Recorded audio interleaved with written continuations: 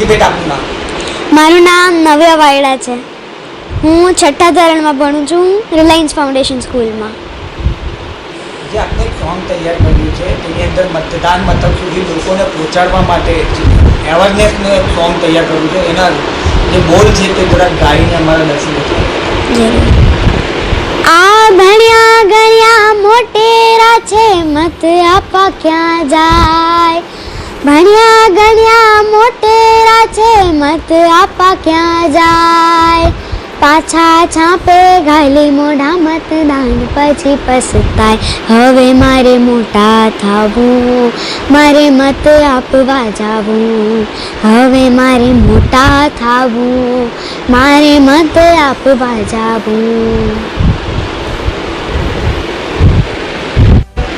જી આપનું નામ? મારું નામ અખિલ વાયડા છે, સુરતથી છું. અને આ ગીત એક મારી દીકરીએ ગાયું છે. એ ગીતના શબ્દો કંઈક એવા છે કે ભાઈ એ છોકરાને મોટા થવું છે ને મત આપવા જવું છે. તો ગીતની રચના કરવા પાછળનો હેતુ એક જ છે કે મતદારો જાગૃત થાય અને મતમથક સુધી પહોંચે. તો આપણે ઉત્તરોત્તર ચૂંટણી દર ચૂંટણી આપણો મતદાર તરીકે શું છે કે એક એજન્ડા હોવો જોઈએ કે વધુમાં વધુ મતદાન થાય.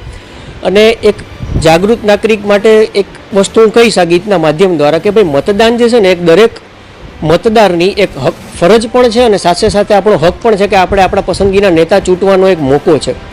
કે ભારત આપણો જે દેશ છે દુનિયાની સૌથી મોટી લોકશાહી છે, એ નાની સૂની વાત નથી. અને એ સૌથી મોટી લોકશાહી દેશની સૌથી મોટો લોક મહાપર્વ એટલે કે ચૂંટણી, લોકસભાની ચૂંટણી આપણા દેશમાં ધામધૂમથી ચાલે છે. ઓકે, તો એમાં આપણે પાર્ટિસિપેટ ક્યારે, આપણે ભાગ ક્યારે લઈ શકીએ? જો આપણે આંગળી પર નિશાન કરાવીએ તો, કે આપણે મત આપીએ તો આપણું એક્ટિવ પાર્ટિસિપેશન એમાં નોંધાવી શકીએ અને આપણે હકનો પણ લાભ લઈ શકીએ ને આપણી ફરજ પણ બજાવી શકીએ.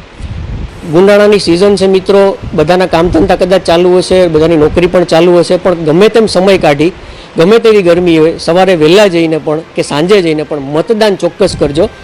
અને આ ચેનલના માધ્યમથી હું લોકોને મેસેજ આપીશ કે સારું કામ કરી રહ્યા છે કે આવા ગીતને, આવા કન્ટેન્ટને તમે લોકો વધારે પ્રમોટ કરો છો મતદારને જાગૃત કરવા માટે અને મતદાનને વધારવા માટે.